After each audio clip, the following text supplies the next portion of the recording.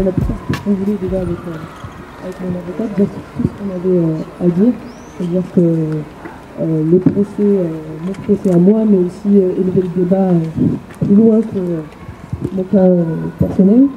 Voilà, donc ça c'est déjà une super étape, ça fait bien.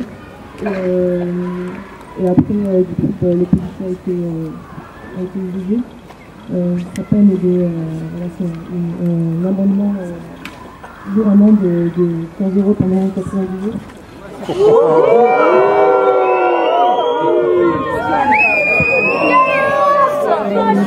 Il a tenu à me dire quelques mots quand même. Voilà, donc il m'a fait part de son regret. C'est une étape de plus franchie et je me dis comment j'ai eu la chance d'avoir ce policier en face de moi, présent ce jour-là, qui a tenu à me parler aussi. Et je pense pas que tout le monde aura cette chance non plus d'avoir des réponses. Enfin, j'espère quand même si, mais d'avoir des réponses et d'avoir quelques mots de la part de Dieu. Tout ce qui se passait ce jour-là. Tous les ambassadeurs en poste en France étaient réunis au casino Bellevue de Biarritz en vue de l'organisation du G7. Partant du principe que ce que l'on ne voit pas n'existe pas, les autorités ont fait la chasse aux manifestants, de sorte que les ambassadeurs ne voient pas de gilets jaunes et autres opposants venus en nombre et qui n'aillent pas rapporter à leur gouvernement respectif leur présence même en province. Un tel comportement participe d'une mentalité magique. Bon nombre d'ambassades se situent autour des Champs-Élysées et les ambassadeurs ont pu constater par eux-mêmes la même situation sociale explosive en France depuis le 17 novembre 2018.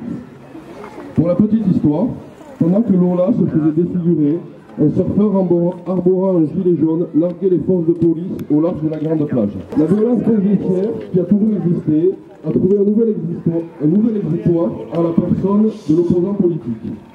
Le maintien de l'ordre en France consiste désormais à appliquer une répression immédiate et de grande ampleur à tous les opposants actifs au point d'entraver la liberté fondamentale de manifester et de s'exprimer. Il s'agit de faire taire tout mouvement de contestation. Le pouvoir ne supporte pas d'être contesté. En cela, leur violence est un aveu de faiblesse et traduit une profonde peur assortie d'une impuissance. La première et mère de toutes les autres, elle est la violence institutionnelle, celle qui légalise et perpétue les dominations, les oppressions et les exploitations, celle qui écrase et lamine des millions d'hommes dans ses rouages silencieux et bien huilés. La seconde violence est la violence révolutionnaire, qui naît de la volonté d'abolir la première. Et la troisième violence est la violence répressive, qui a pour objet d'étouffer la seconde en se faisant l'auxiliaire et la complice de la première violence, celle qui engendre toutes les autres. Il n'y a pas pire hypocrisie de n'appeler violence que la seconde, c'est-à-dire la violence révolutionnaire, en feignant d'oublier la première qui l'a fait naître et la troisième qui la tue. Nous on s'attendait à effectivement ce résultat-là, on ne s'attendait pas à ce que le policier soit condamné. On fera, je pense qu'avec Lola, on continuera à se battre pour qu'elle ait une vraie justice là-dessus, mais on va se battre effectivement pour que chacun d'entre nous ait la même justice là-dessus, et surtout, au-delà de ça, on va essayer de se battre aussi pour faire en sorte de changer ce maintien de l'ordre, pour arrêter avec ce maintien de l'ordre à la doctrine de répression décidée effectivement par nos ministres Castaner, par les préfets comme Didier Lallemand. Ce qu'on réclame, c'est une interdiction complète de ces armes sublétales, l'interdiction des clés d'étranglement, des plaquages ventrales qui tuent des gens tous les ans. 34 personnes en 2019 qui sont mortes effectivement suite à leur rencontre avec la police. C'est quelque chose qui doit changer, qu'on ne peut pas laisser faire. Ça ne suffit pas de condamner effectivement un seul policier. C'est le système entier qui doit changer, qu'on revienne effectivement à une police qui fasse un maintien de l'ordre, qui soit plus de l'ordre de la négociation et du social. Qu'on arrête effectivement avec l'idée que c'est en tapant plus fort qu'on arrêtera les problèmes politiques. Non, les problèmes politiques, ils méritent des réponses politiques, pas des réponses policières. Nous, on continuera à se battre pour ça, et j'espère que vous serez là pour nous soutenir. Nous, on est en soutien aussi à tous les autres collectifs qui se battent pour obtenir justice, parce qu'il n'y a pas que nous.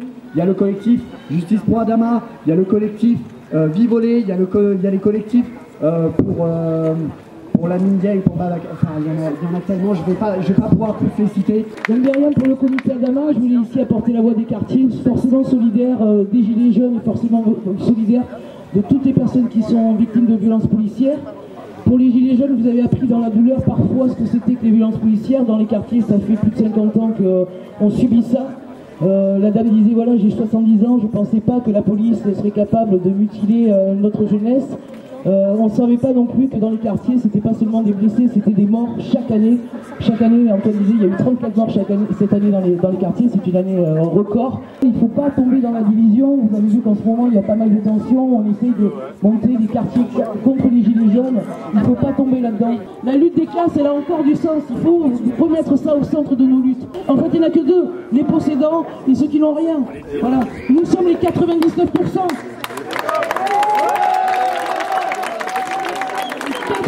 99% contre 1%, si on fait bien le taf et si on reste bien solidaire, on va y arriver. Voilà.